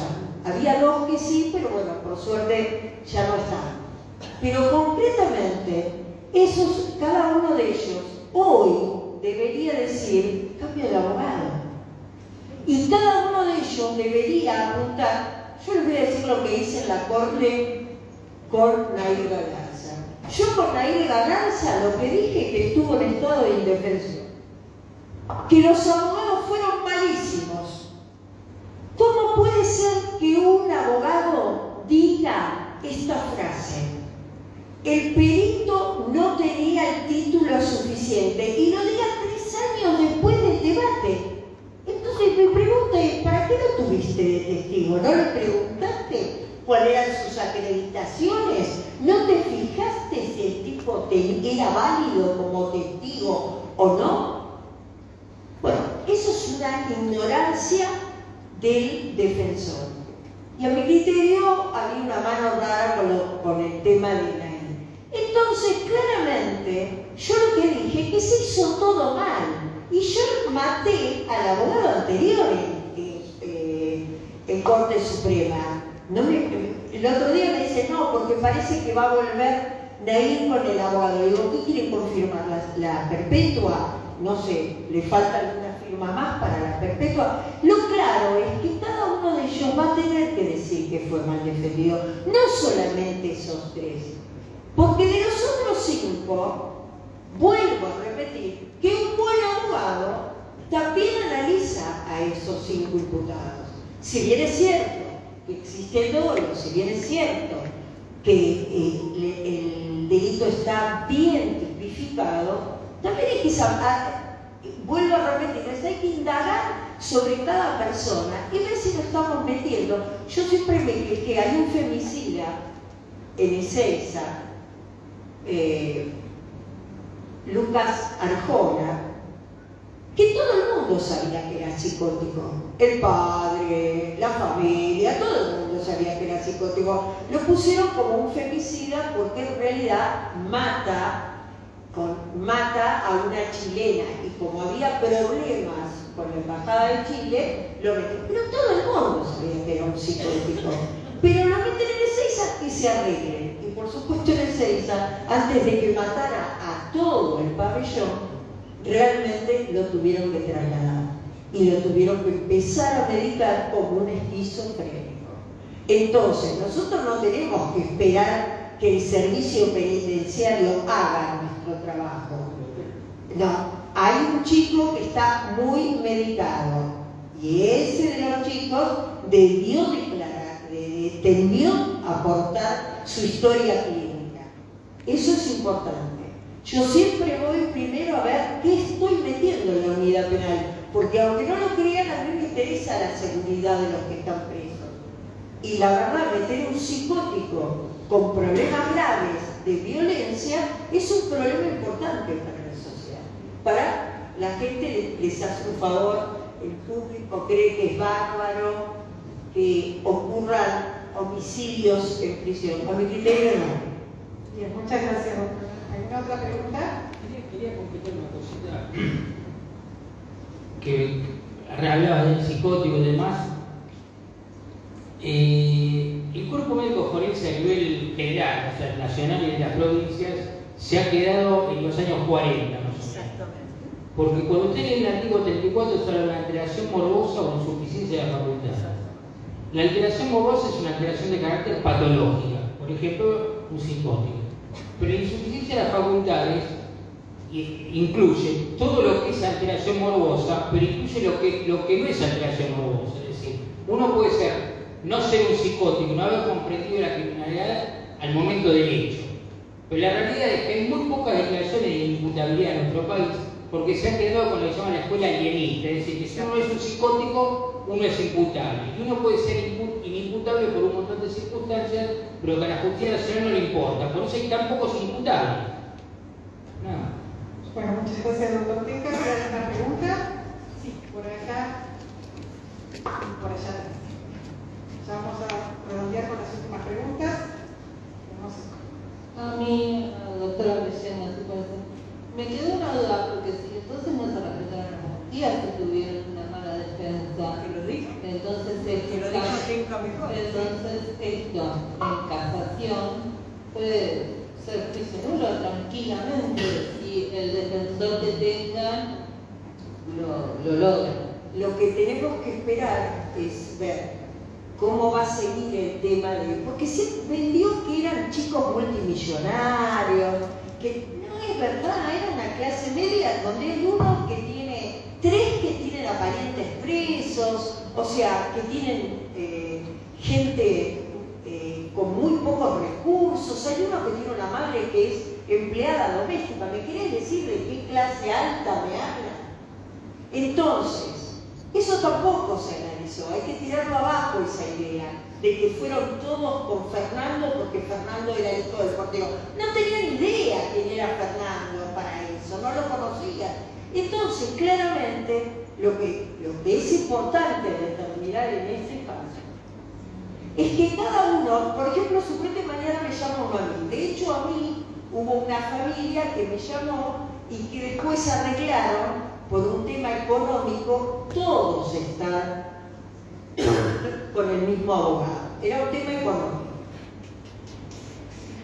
Si a mí me llama uno, yo voy a tener el objetivo, que es el que debe ser el nuestro, el objetivo es defender a ese. Se llame Juan, se llame Lucas, se llama como se llame. Yo tengo que defender a mi cliente.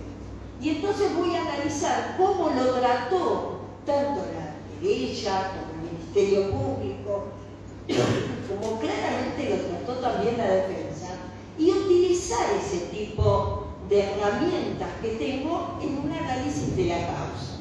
Entonces puede haber algunos que esperen recursos casatorios y otros que no. O sea, en realidad una vez le dije a una clienta mía que era víctima de la tesis. Ella decía, la víctima soy yo, Raquel, la víctima soy yo. Y yo les voy a decir algo que no es pedantería, pero como estamos en derecho podemos ser pedantes todos. En realidad, el abogado determina el destino de la causa.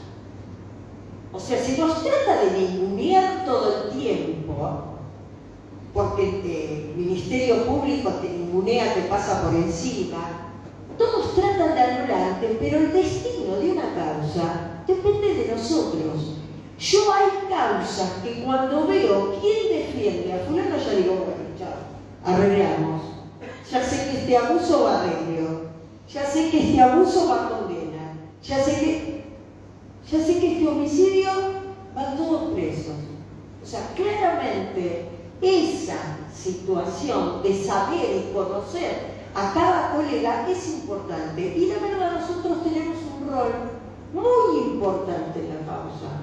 Y depende mucho de cada uno de nosotros cómo llegamos a la causa. O sea, no se crean, viste que uno le agarra miedo, como decía Tenca, que tenía miedo. Yo me pintaba como una puerta, porque tenía 23 años y tenía que aparentar 30 y pico, porque me pintaba como una puerta. Tal es así que creían que era un azúcar moreno, que en esa época existían las chicas y yo era linda. Entonces, claramente, uno, cuando va nervioso, nervioso y cuando va, no como el fiscal que va nervioso porque no conoce la causa.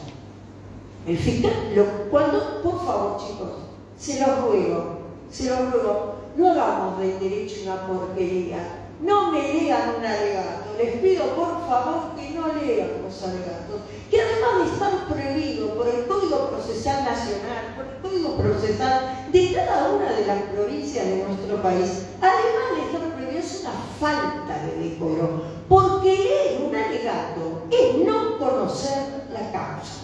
Porque si no conocés la causa, no necesitas ni siquiera hacerlo. Lo armas un poco mentalmente y vas a alegar. Claramente. O sea, esto es importante.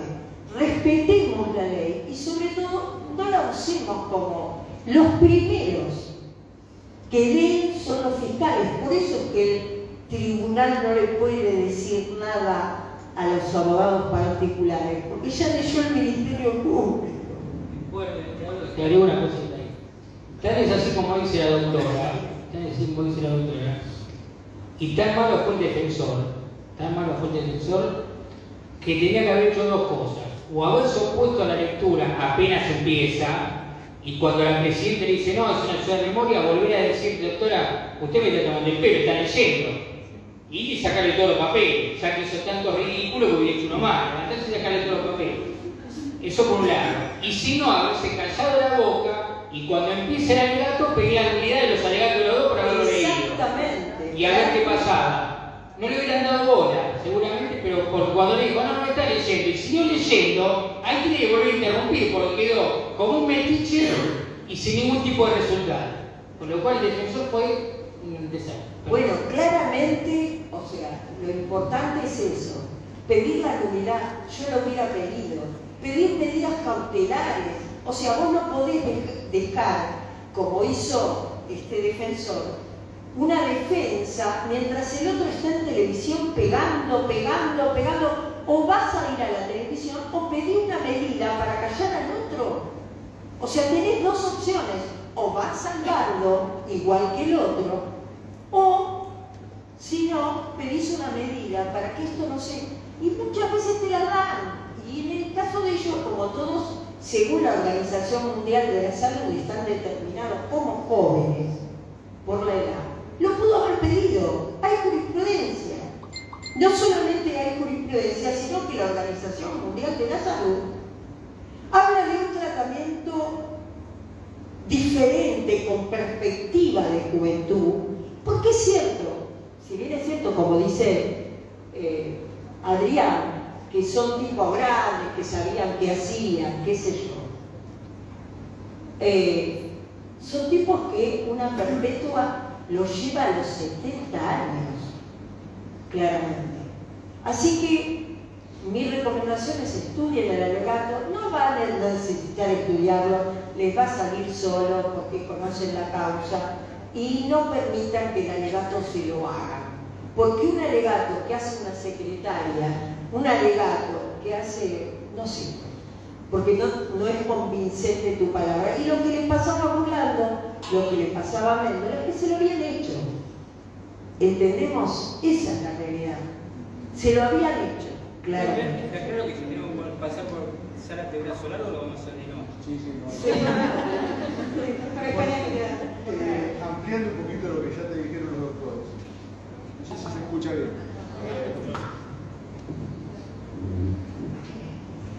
Hay un montón de cuestiones que no fueron objeto de planteamiento por parte de la defensa y que ahora sí, porque en el caso de la nulidad es absoluta, como es la nulidad de la acusación fiscal y de la acusación particular, porque modificaron la plataforma fáctica, por lo menos en aquellos imputados que habían llegado al juicio como partícipes necesarios y que después se los identifica como autores, pero no se les identifica desde el alegato solamente, sino que le atribuyen hechos que no se le habían atribuido en el momento del inicio del debate. Con lo cual debió la querella o particular damnificado y fundamentalmente la Fiscalía haber advertido a la defensa de que los hechos se habían ampliado o que durante el desarrollo del debate, con la riqueza que da el debate, se había modificado la plataforma fáctica, advertirla y permitirle a los imputados, o por lo menos estos tres, defenderse. Acá hubo no solamente un estado de indefensión por, digamos, las fallas técnicas de la defensa, sino que además, desde el punto de vista material, no se pudieron defender de los hechos. Y eso es una nulidad absoluta y que puede ser planteada ante el Tribunal de Casación o ante la Suprema Corte de acuerdo a la instancia que se alcance. Inclusive los tribunales superiores, de advertirlo, deberían declarar la nulidad del juicio y que el juicio comience nuevamente. Vamos a ver quién le pone el cascabel al gato, si es alguno que se anima, porque lo cierto es que las herramientas jurídicas, fundamentalmente procesales, existen, pero muchas veces hay temor de aplicarlas, porque aplicarlas implica reconocer los errores que se cometen en el 90% de las cosas. Decía San Marón en una oportunidad, que es santo de mi devoción en algunas cosas, que el 90% de las causas argentinas eran nulas, porque hay derechos que no se respetan a respetarlo como corresponde. A nosotros nos cansamos de hacer planteos que son rechazados cuando realmente un juicio justo no es solamente no es solamente para el imputado que tiene una defensa, como dice la Suprema Corte de la provincia, eficaz, eficiente.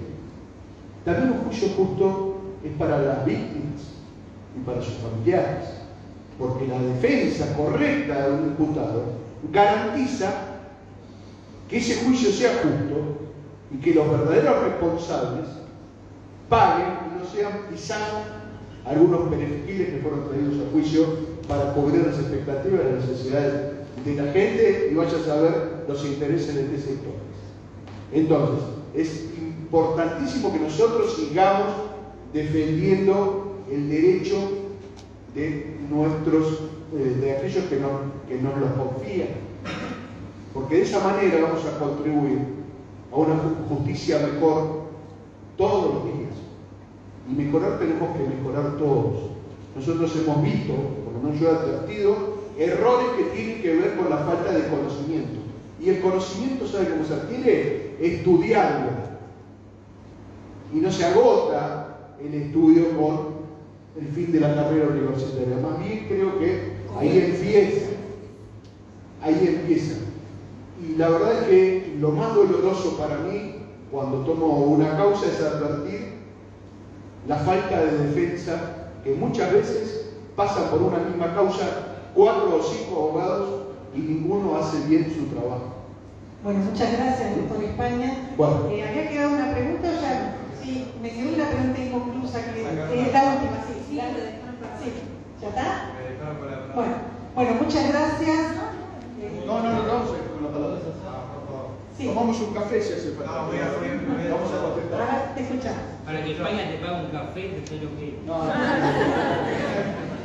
Leyenda, podemos hacer discusión, doctor. Me metió la mano en el bolsillo.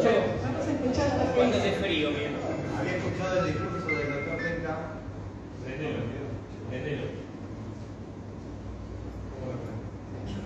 Hola. Sí. He escuchado el discurso del doctor Tenca y el de la doctora también. Por una cuestión de protagonismo, voy a dirigir una pregunta a ustedes. El doctor España también por el lado de su revolución. Llegamos 3 años después del hecho al debate. Llegamos con una defensa unificada, la realidad se impuso y eso es lo que nos mostró. ¿A quién le atribuye usted, doctora, doctor Tenca, también el doctor España? ¿A quién le atribuyen esa decisión? Porque en algún punto esa decisión se tomó desde los distintos actores que estuvieron atravesados en la causa, imputados, la familia y aquellos que hayan tomado esa decisión o han estado en el tema. ¿A quién le atribuyen en estos 3 años que terminamos en esa situación? Gracias. Yo la verdad no puedo atribuirle nada a la familia porque desconoce el derecho, no puedo hablar de los imputados que también desconocen el derecho.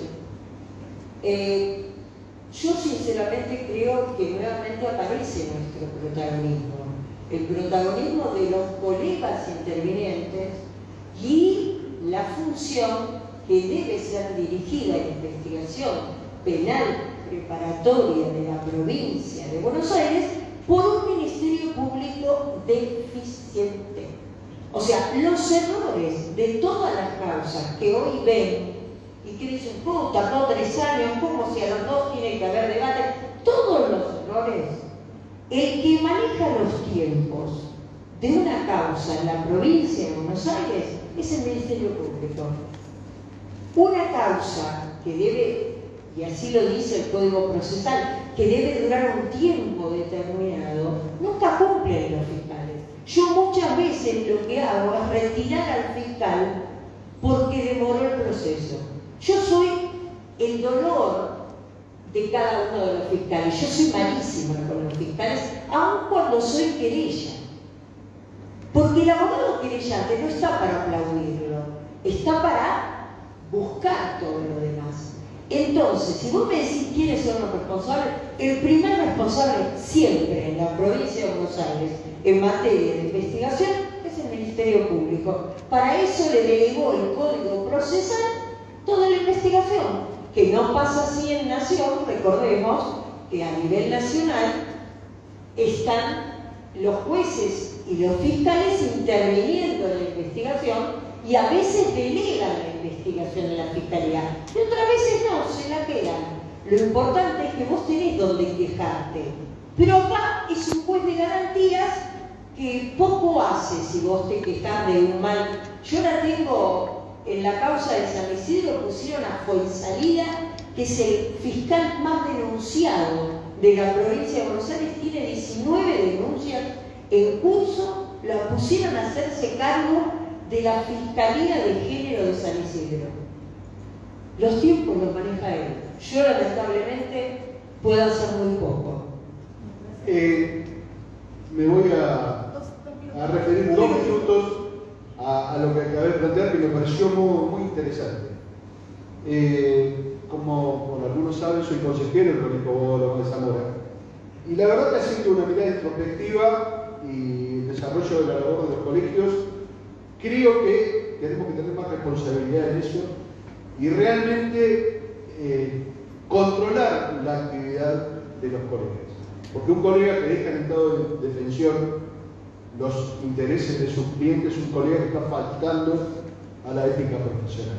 Eso por un lado. Porque, como decía, vimos un montón de causas en las que realmente no se hace nada por la defensa de los imputados. Pero también me refiero, en este caso concreto, al particular damnificado. Los colegios de abogados tendrían haber sancionado al particular damnificado cuando se refería a los imputados de la manera que lo hizo. Porque nosotros defendamos intereses, no quiere decir que utilicemos un vocabulario que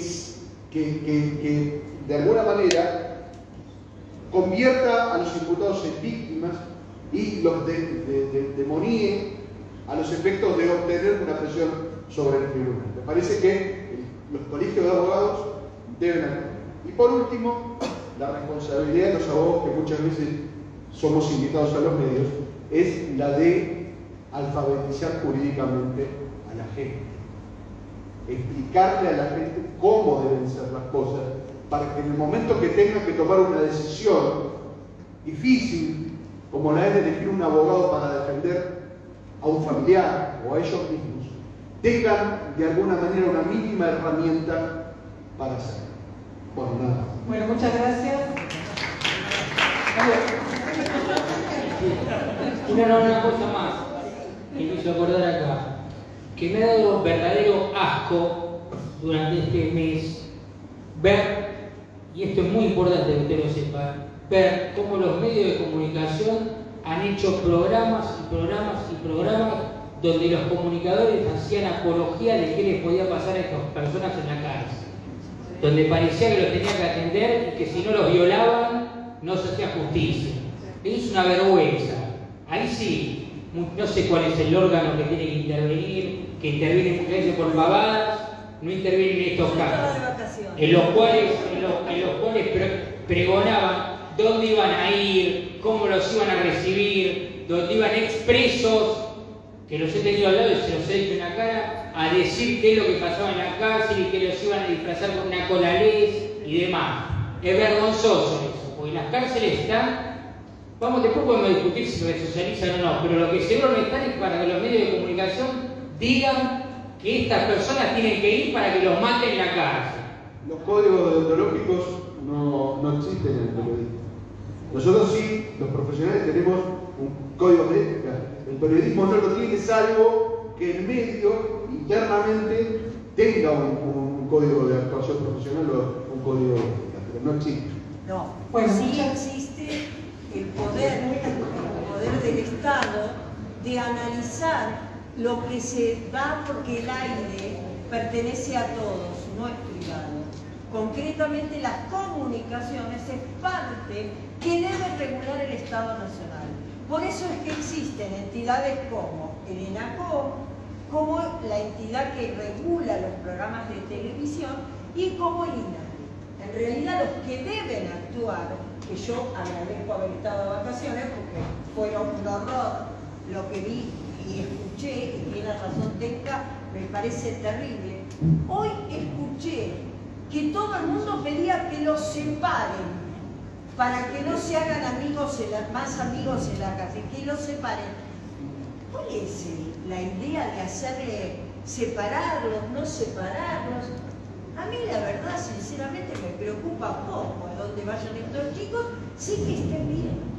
Sí que estén bien. ¿Y por qué que estén bien? Porque también podemos ir nosotras mañana. Podemos ir nosotros también a la cárcel. Pueden ir nuestros hijos. Y cualquiera de nosotros, basta. Tratemos de que los derechos humanos no sean un cartel de propaganda. Bueno, muchas gracias, Raquel.